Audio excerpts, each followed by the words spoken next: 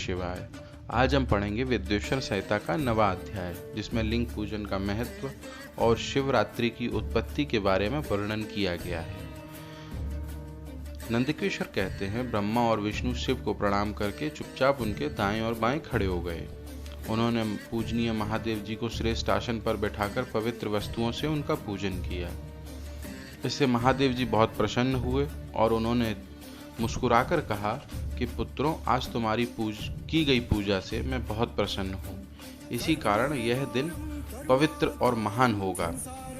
यह तिथि शिवरात्रि के नाम से प्रसिद्ध होगी और मुझे परम प्रिय होगी।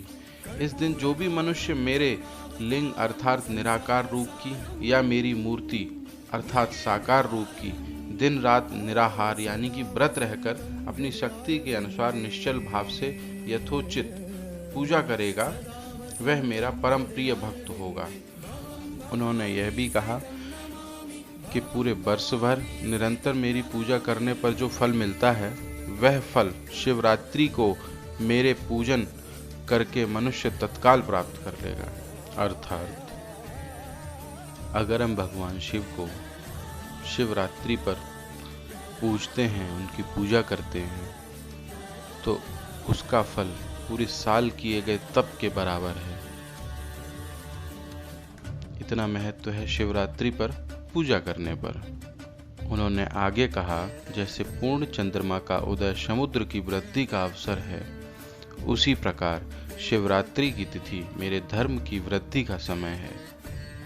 इस तिथि को मेरी स्थापना का मंगलमय उत्सव होना चाहिए। मैं मार्गशीर्ष मास में आर्द्रा नक्षत्र से युक्त पूर्णमासी या प्रतिपदा को ज्योतिर्मय स्तंभ के रूप में प्रकट हुआ था। इस दिन को जो भी मनुष्य पार्वती सहित मेरा दर्शन करता है अथवा मेरी मूर्ति या लिंग की झांकी निकालता है, वह मेरे लिए कार्तिकेय से भी अधिक प्रिय है। इस शुभ दिन मेरे दर्शन मात्र से पूरा फल प्राप्त होता है। यदि दर्शन के साथ मेरा पूजन भी किया जाए तो इतना अधिक फल प्राप्त होता है कि वाणी द्वारा उसका वर्णन नहीं किया जा सकता। इतना महत्व शिवरात्रि का है। हमें शिवरात्रि को बहुत पूजा करनी चाहिए शिव जी की। शिव जी ने आगे कहा कि लिंग के रूप में प्रकट होकर मैं बहुत बड़ा हो गया था, अतः लिंग के कारण यह भूतल लिंग स्थान के नाम से प्रसिद्ध हुआ। जगत के लोग इसका दर्शन पूजन कर सकें, इसके लिए यह अनादि और अनंत ज्योति स्तंभ अथवा ज्योतिर्मय लिंग अत्यंत छोटा हो जाएगा। यह लिंग सब प्रकार के भोग सुलभ कराने वाला तथा भोग और मोक्ष का एकमात्र साधन होगा। इसका दर्शन, स्पर्श और ध्यान प्राणियों को जन्म और मृत्यु के कष्ट से छुड़ाने वाला है।